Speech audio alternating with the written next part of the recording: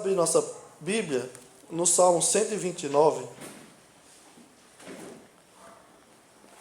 Salmo 129, nós estamos indo para o nosso 10º Salmo nessa série, nos Salmos de Romagem, né? 10º Salmo.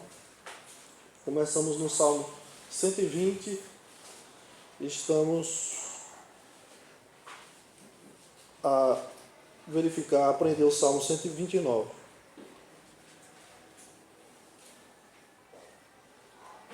Salmo 129.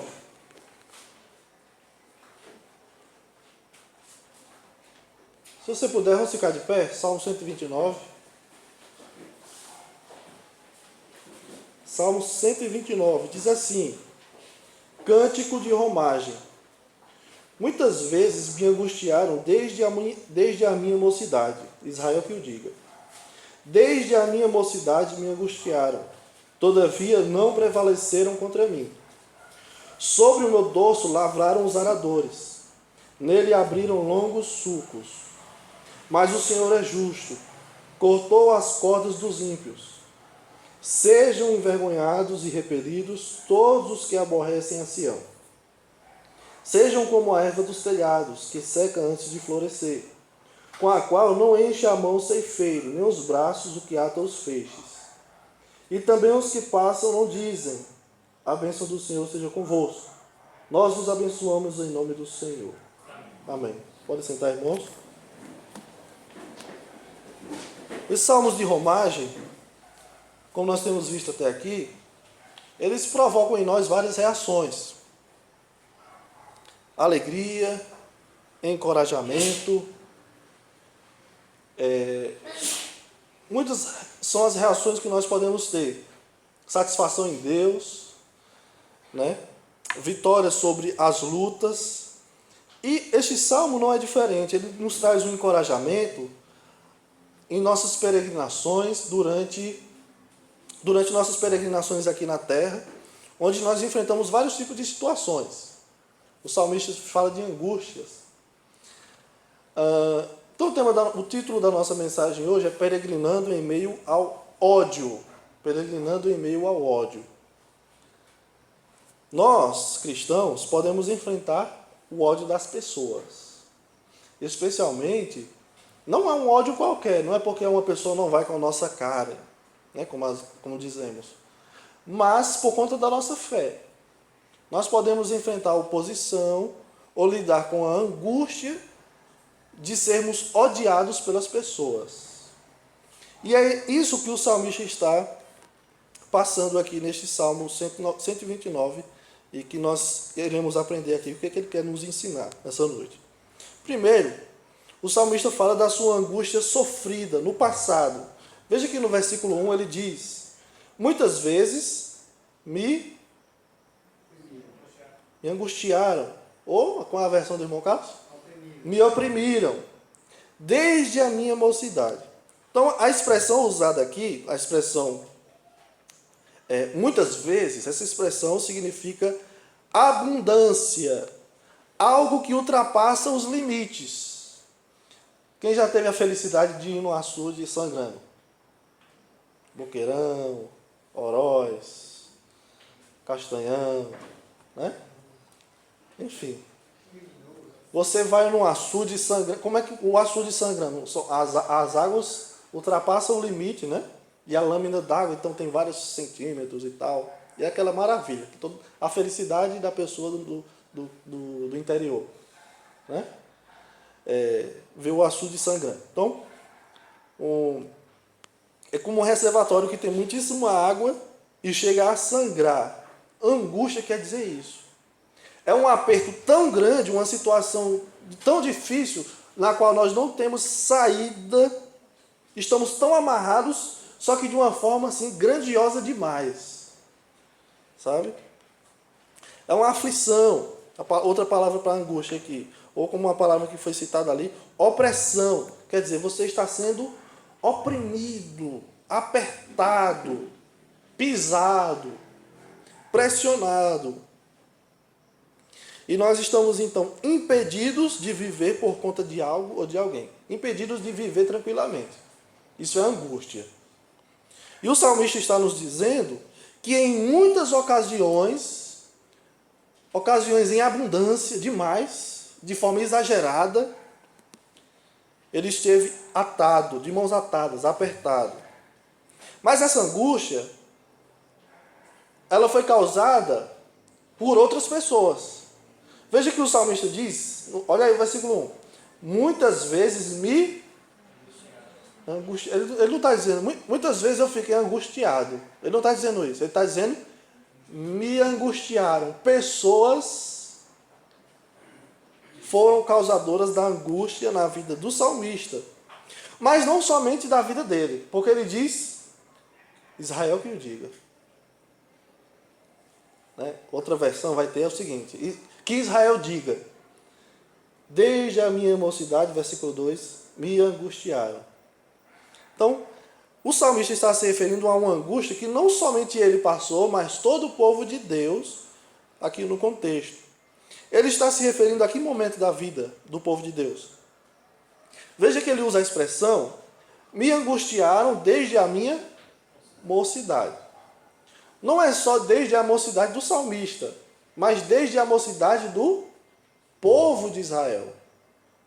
Mocidade se refere à juventude, a um momento em que era mais novo, mais moço, né? O salmista está dizendo o seguinte, ele está descrevendo uma angústia que o povo de Deus sofreu quando o povo de Deus ainda era uma criança, muito novo. Isso nos remete ao quê?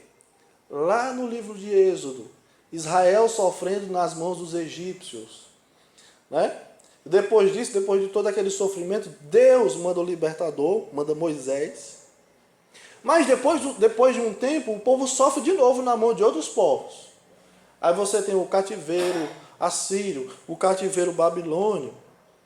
Então o povo sofreu na mão de outras pessoas. Por isso que o salmista está dizendo, muitas vezes, em demasia, em abundância, me angustiaram desde a nossa mocidade.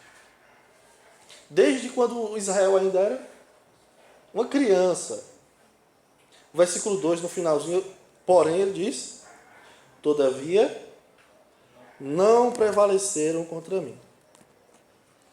Aí o que é interessante aqui no Salmo, nós já temos percebido que nos Salmos, eles utilizam muitas figuras de linguagem, metáforas, para se referir à sua vida com Deus, o seu relacionamento com Deus, mas também para ilustrar o sofrimento.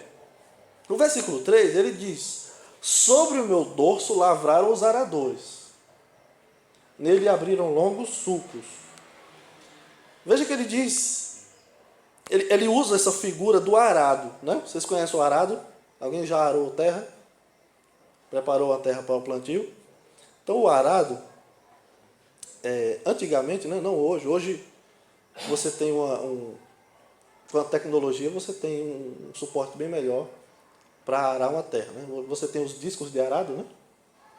Inclusive, muita gente usa para fazer alimentos no disco de arado. Fica a dica aí, na churrasqueira, viu, Marcelo? Mas, antigamente, o arado era feito com um galho de árvore grande, forte, quase que no formato de um V, de um Y, chama forquilha, né? Um formato forquilha. E a pessoa que iria arar a terra, ele poderia fazer isso sozinho, cavando, fazendo um sulco, né? Sulco com L, certo? Não é suco de caju, suco de manga. Sulco com L, fazendo uma vala, né? Ele ia fazendo, segurando naquele graveto e fazendo os sulcos na terra, preparando a terra, deixando a terra mais descompactada, para melhor nascer as raízes, né? A planta e tudo mais. Mas também o arado poderia ser usado com o auxílio de animais de tração, né? Seria os bois. Então, tinha uma junta de bois, por exemplo, que a Bíblia chama de jugo. Lembra do jugo? É uma junta de bois. Colocava os dois bois na frente e a pessoa ia atrás só guiando, né? Fazendo aquela vala para receber sementes, mas também receber água. E o salmista está dizendo que aquelas pessoas que angustiaram o povo de Deus, que oprimiram o povo de Deus, fizeram um arado nas costas deles. A figura que ele está usando aqui, né? Veja que ele diz que as costas do povo eram o arado dos outros povos. Era o campo, né? E neles fizeram grandes valas, vergonhas. E o salmista está usando isso para descrever o sofrimento que o povo o sofrimento que o povo teve nas mãos, tanto dos egípcios como de outros povos, assírios, babilônios. Descreve aqui quanto foi difícil para eles lidar com o ódio das pessoas. Veja que a figura é terrível, né? Eles pegaram nossas costas e fizeram arado, rasgaram nossas costas, nos oprimiram. Então foi muito difícil para eles isso. Mas o salmista tinha uma certeza. Qual? Está no versículo 4. Mas, eu amo esse mas, porém, veja que ele está descrevendo uma situação bem complicada, aí ele vem com esse mas o Senhor é justo. Cortou as cordas dos ímpios. O Senhor é justo, cortou as cordas dos ímpios. Diante de todo o ódio sofrido pelo salmista e o seu povo, havia uma certeza que enche o salmista de esperança e de graça. Qual é essa certeza? O Senhor é justo. Deus é justo. Quer dizer, embora os homens sejam injustos e muitos deles ajam com ódio contra mim, o caráter de Deus é outro. O caráter de Deus é justo, correto. Ele diz, ele corta ele corta as cordas dos ímpios. No versículo 4. Quer dizer, o Senhor é justo e ao mesmo tempo é o quê? Salvador, libertador. A gente pode lembrar dos egípcios, na situação de Israel no Egito. O povo estava sofrendo, padecendo, né? Mas Deus disse que ouviu o grito do povo. O que foi que Deus fez? Mandou um libertador. Quem? O povo de Israel no Egito. Quem libertou Israel do Egito? Moisés. Certo? Moisés. Moisés foi o libertador do povo ali. Que era uma figura para aquele que iria libertar o mundo dos seus pecados. Jesus. Não é?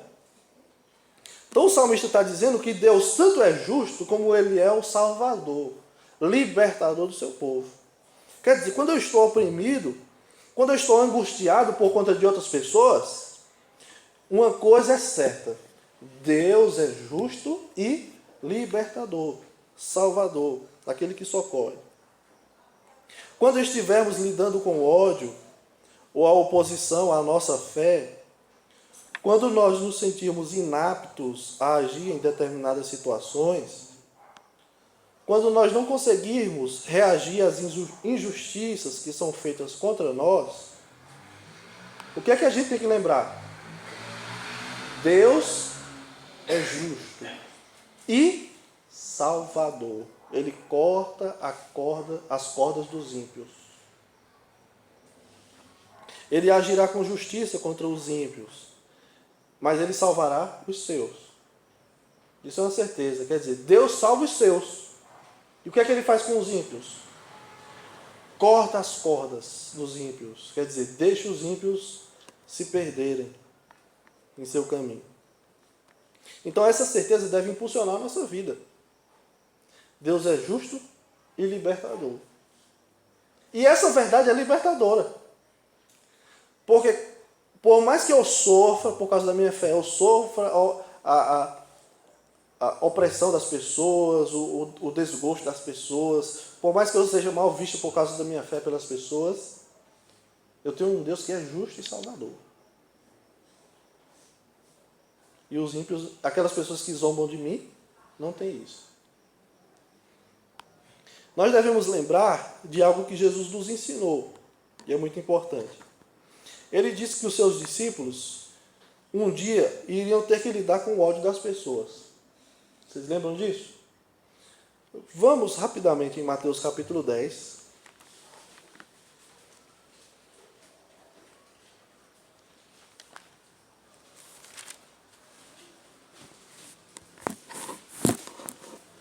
Mateus capítulo 10, versículo 22.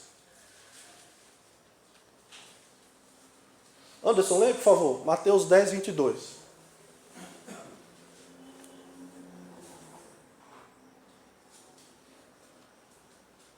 Sereis odiados de todos, por causa do meu nome. Aquele, porém, que perseverar até o fim, esse será salvo. Pronto. Na primeira parte desse versículo, nós temos uma certeza. Qual é essa certeza? Qual é a promessa? Deus tem uma promessa para a sua vida. Qual é essa promessa? Receba. Qual é essa promessa? Sereis odiados por todos. Né? Quando a pessoa disser, Deus tem uma promessa para a tua vida, aqui uma delas, nós seremos odiados. Então isso é uma certeza. Não é só coisa boa não que Deus prometeu para nós. Nós seremos odiados pelas pessoas. E isso é algo que nós devemos esperar. Nós não podemos nos vitimizar por isso. Eu falei de Jesus e as pessoas falaram, não gruda comigo. É muito triste a vida. Não. Isso já é esperado. O que não é esperado é o crente ser tão bem quisto pela sociedade. O que está tão comum hoje, né? Crentes que as pessoas amam, assim, todo mundo ama. Nós não podemos nos vitimizar por passar por esse tipo de angústia, sermos odiados pelas pessoas. E nós devemos lembrar o seguinte: só serão odiados pelo nome de Cristo quem? Os que são dele, os crentes. E os que têm Deus como justo e salvador. E os ímpios não serão odiados? Serão amados por todos, né? Mas eles estão perdidos. Essa é a diferença. Os ímpios estão perdidos e o povo de Deus não está perdido. Tem Deus como justo e seu libertador. Então uma coisa que a gente deve lembrar é de não nos vitimizarmos quando nós... E talvez você pense, não estou sofrendo isso agora, não. Mas alguns aqui vão passar pela faculdade, ou seja lá, ou no seu trabalho. Talvez pelo fato de você ser cristão, você sofra com piadas. Lá na faculdade, o professor vai dizer uma coisa, ou seus colegas vão dizer algo que vai totalmente contra as escrituras, e você vai dizer, não, mas a Bíblia diz o seguinte, e as pessoas vão zombar de você um dia. Se você tiver coragem de falar, né? Lógico. As pessoas vão zombar, talvez, de você. Aí você, eu não esperava por isso. Não, espere isso. Espere dificuldade. Caminhada cristã não é só coisa boa, não é só... Não é só sombra e água fresca, não. Tem dificuldade.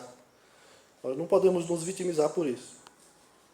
E nós devemos lembrar também que ao sermos odiados pelo mundo, nós não devemos revidar o ódio, com antipatia.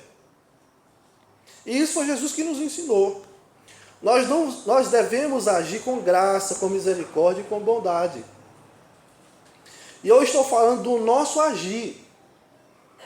As nossas atitudes de ira, de amargura, de fúria, são nossas atitudes. Eu não posso culpar o outro por minhas atitudes. Entende o que eu estou dizendo? Veja, uma pessoa ímpia age com maldade com você, aí você diz, pastor, eu falei abusado com aquela pessoa, eu falei com ira, por causa do jeito que ela me tratou. Tem desculpa? Tem desculpa? Tem essa desculpa? Existe essa desculpa? É legítima? Estou com dificuldade de responder? Porque nós estamos acostumados a agir assim, talvez. Uma pessoa nos fala de forma abusada, eu me sinto no direito de fazer a mesma coisa. Né? Eu vou levar desaforo para casa? Quem quer levar desaforo para casa? Ninguém quer, né? Mas a gente tem que aprender a não revidar o ódio com ódio. Os ímpios receberão sua punição por seus atos, e nós não temos razão para retribuir suas ações com o mal. Aí um outro exemplo, né? Alguém que fez fofoca sobre a sua vida, ou contou mentira sobre você por aí, a outras pessoas. Você não precisa retribuir, não. Retribuir a maldade feita. E você é responsável por suas atitudes. Ah, pastor, mas eu fiquei irado. A culpa é do outro? Você ter ficado irado? Ou a culpa é sua? Domínio próprio. Para quem é? É para o outro ou para mim? Diga. Para. Vamos lá, diga. Para mim. A gente tem dificuldade, né? Dizer coisa ruim para a gente? Mas o domínio próprio é para mim. Para você e para mim. Pastor, mas a carne é fraca. A carne é fraca não é desculpa, é uma advertência, né? Quando Jesus disse, olha, vigiai, porque a carne é fraca. Ele está dizendo, olha, fiquem vigilantes, para vocês não pecarem. Não é que os apóstolos eles poderiam usar essa desculpa. Não, eu errei porque a carne é fraca. Não. Era para estar vigilante. Ah, mas fulano falou abusado comigo e eu respondi no mesmo tom. Está errado. Ah, mas quem me conhece sabe o meu temperamento. Que conversa é essa? Essa coisa, é uma coisa que eu aprendi. A gente culpa o temperamento, a gente diz que é temperamento, uma coisa que é pecado. Eu ajo assim por causa do meu temperamento. Você age assim porque isso é pecado. Não é temperamento. Então a pessoa que age, estou falando de pessoas, especialmente pessoas do mundo, agem com ódio contra nós, com certas atitudes contra nós, como é que nós vamos responder? Com graça, misericórdia e bondade. Foi isso que Jesus ensinou. Quer ser um discípulo de Jesus? Faça o que Jesus ensinou. É nesse contexto que Jesus disse, quem te ferir a face, vira outra. Ah, pastor, mas é difícil. É difícil, é um prédio. É algo absolutamente praticável. Senão Jesus não tinha mandado a gente fazer. Então nós não temos desculpa. Ah, mas o meu sangue ferve. Meu professor dizia, meu professor de espanhol. O sangue ferve. Ele dizia com os alunos, né? Dava uma raiva nele na aula. Ele dizia, olha, o sangue sobe. Mas não tem desculpa. Você é responsável por suas ações. Não culpe os outros. Ah, mas eu fiquei irado. A culpa é sua. Ah, mas eu fiquei com vontade de retribuir. Eu quase não me seguro. A culpa é sua.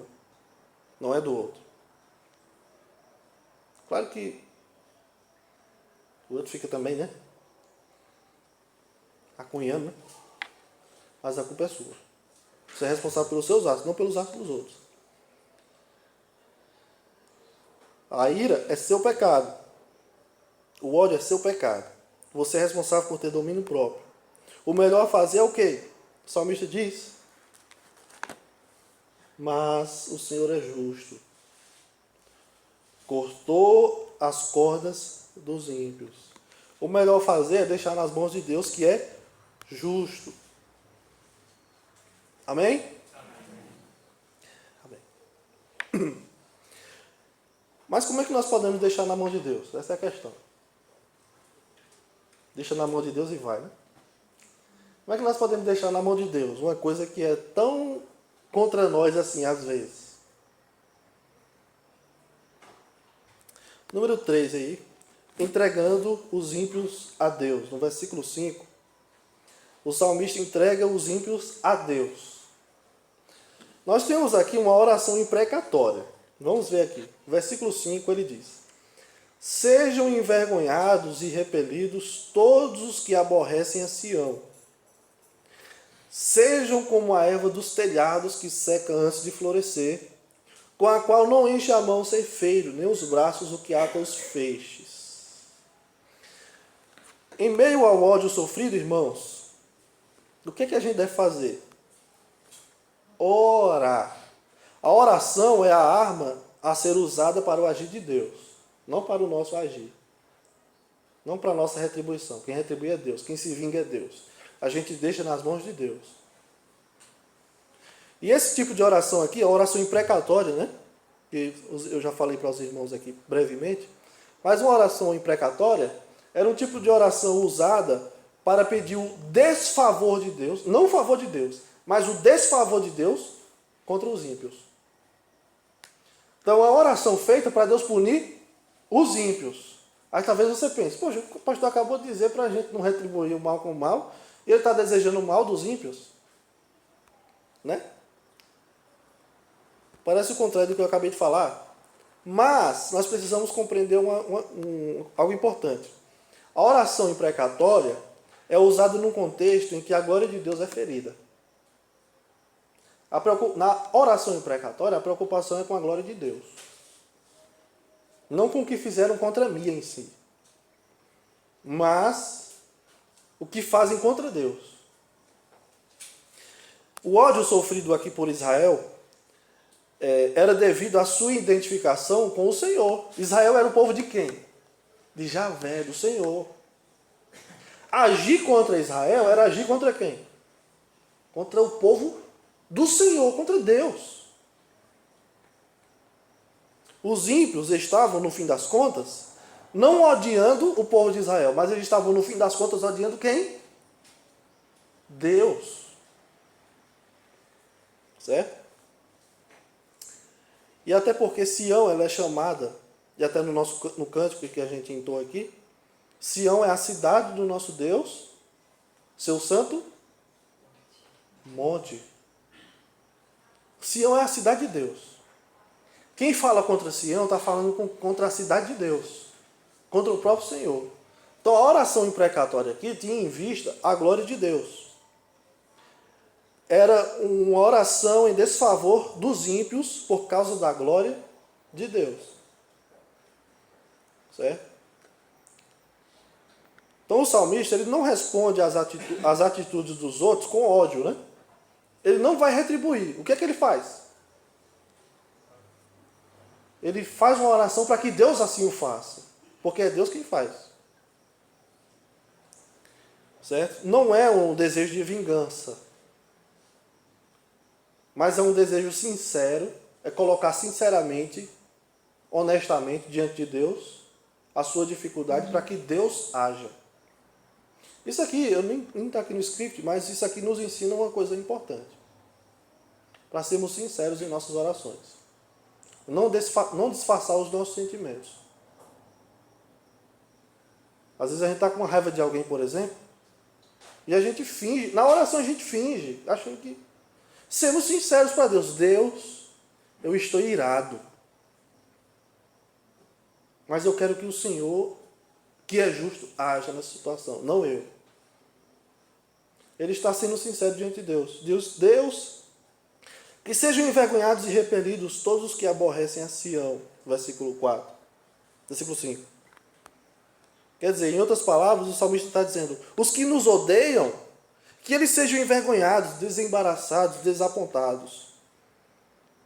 Como diz o cântico, caiam por terra, né? Dos inimigos de Deus. Uma oração imprecatória. Nós cantamos. É isso? Caiam por terra agora os inimigos de Deus. É uma oração imprecatória. Para que Deus faça justiça contra os ímpios. Mas veja, é porque eles são o quê? Inimigos de Deus. É por causa disso. Ele diz, sejam como a erva dos telhados, que seca antes de florescer, no versículo 6. Em outras palavras, ele está dizendo, sejam como o capim que seca antes de crescer. Não dá tempo nem de crescer, seca logo. E que nem dá para o ceifeiro usar para amarrar os feixes. Né? Não usava para usar para nada. O capim não dava nem tempo de crescer, secava logo, se perdia. É claro que não é em Campina Grande, né? Porque capim aqui fica com 2 metros de altura. Não é isso? Mas ele está dizendo, olha, que os ímpios sejam como o capim que nem cresce e se perde logo. Não serve para nada. Ou seja, que os ímpios sejam apagados, exterminados. É isso que o Salmo está dizendo. Mas ele está colocando a sua oração sinceramente diante de Deus. Ele não está disfarçando o seu sentimento. É por isso que eu estou dizendo, os salmos nos ensinam a sermos sinceros em nossos sentimentos diante de Deus. A não ficar com aquelas orações bonitinhas que a gente faz na igreja, e muitas vezes a gente faz copiado, né? Mas sermos sinceros em nossas orações, dizer qual é o sentimento que nós temos naquele momento, diante de Deus. Senhor, eu estou irritado com isso. Senhor, eu estou com amargura. Senhor, eu não consigo esquecer o que fulano de tal fez comigo. Senhor, eu tenho raiva de fulano. Ninguém diz isso. Quem já disse isso? Uma oração. Né? Um ou outro, talvez.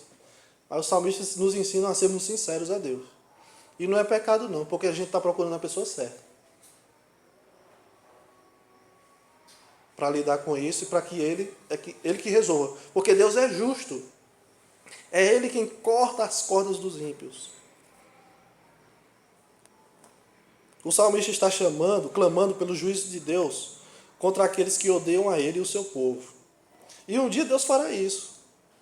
A Bíblia diz que Deus queimará a palha com fogo inextinguível.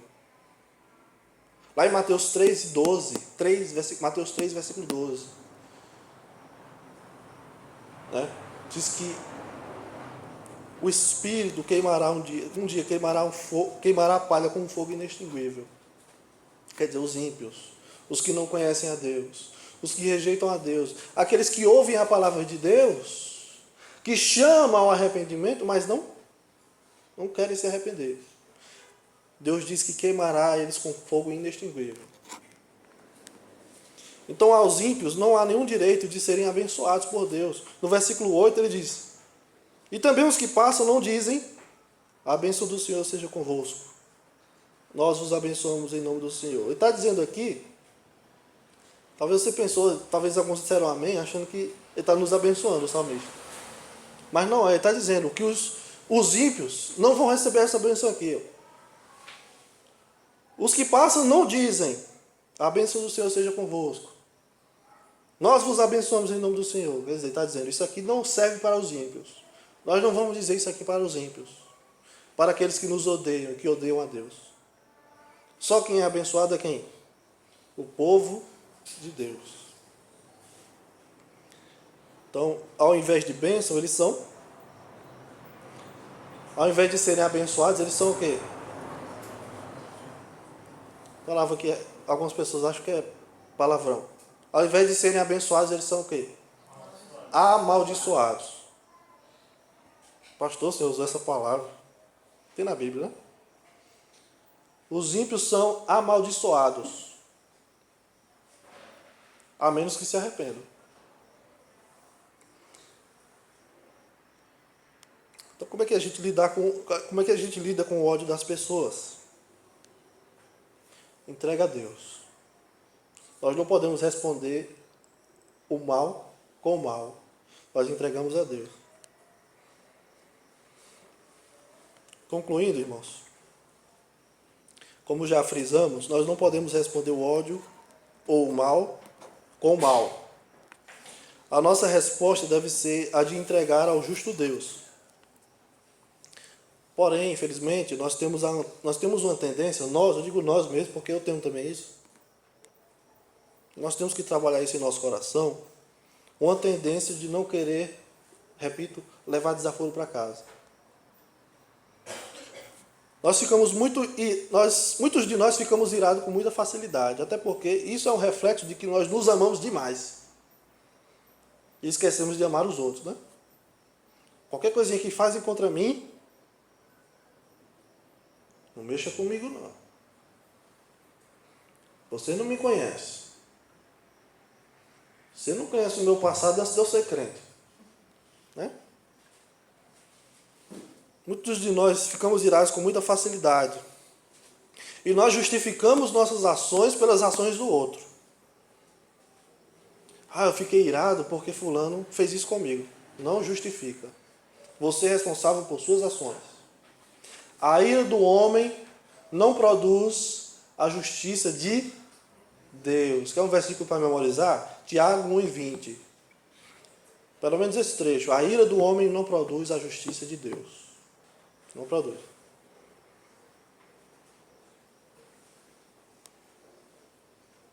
Quando ofendido, irmãos, muito importante, quando você for ofendido por alguém, cuide das suas palavras. Cuide das suas palavras. E nada justifica um crente sujar a sua língua para responder o mal. E não é só palavrão não, que já é por sinal uma coisa ridícula. Mas a forma como você fala com as pessoas, grita. Uma das coisas que a Bíblia diz é longe de vós toda gritaria, né? Grita, fala alto, fala abusado. Nada justifica. Ah, mas eu agi sem querer, sem pensar. Está errado do mesmo jeito. A Bíblia diz que a gente não pode agir sem pensar. É pecado. Ah, mas foi sem querer. Tem que dizer o resto. Que Chaves diz? Sem querer, querendo. Você agiu querendo. Ah, mas foi um impulso. Domine seus impulsos. Nós não temos licença para falar como vou usar a expressão que Paulo usa lá em Gálatas, né? Nós não temos licença para morder as pessoas, para devorar as pessoas. Nada justifica isso. Deus nos deu o seu Espírito justamente para que o Espírito dele nos guie. E se nós somos guiados pelo Espírito, as obras da carne já morreram em nós. Né? O que a gente deve fazer? É pedir misericórdia a Deus para que nós para que nós possamos não agir de maneira leviana para responder o ódio das pessoas, a ofensa. Ah, alguém me ofendeu, eu ofendo também. Isso é pecado. E tem gente que fala assim, ó. Isso é muito comum. Talvez você já tenha falado isso ou já escutou isso. Não, eu acho assim, se eu tiver errado, Deus me perdoe. Não. Você não pode justificar isso.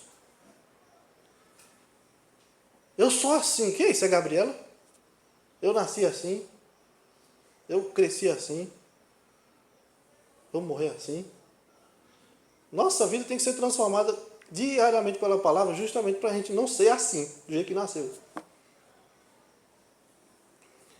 Peça misericórdia a Deus para que você não age de maneira leviana para responder ao ódio e à ofensa. Ao mesmo tempo, quando ofendido pelas pessoas, pelos ímpios, ore por elas. Peça a Deus que haja na situação. E um dia Deus fará justiça contra todos os que não se arrependem. E que Deus nos ajude com isso. Então, irmãos, vamos orar pedindo a Deus que nos ajude a lidarmos com essas situações que muitas vezes nós acabamos agindo de maneira precipitada, sem pensar, não medimos as palavras, o tom da voz, não pensamos nas consequências de nossas ações, agimos de forma carnal. Vamos agir como o salmista aqui. Deus é justo. Então eu não posso agir com minhas próprias mãos. Vou colocar nas mãos de Deus. Então, ao peregrinar nesse mundo e enfrentarmos o ódio, vamos deixar que Deus retribua. Vamos colocar diante de Deus.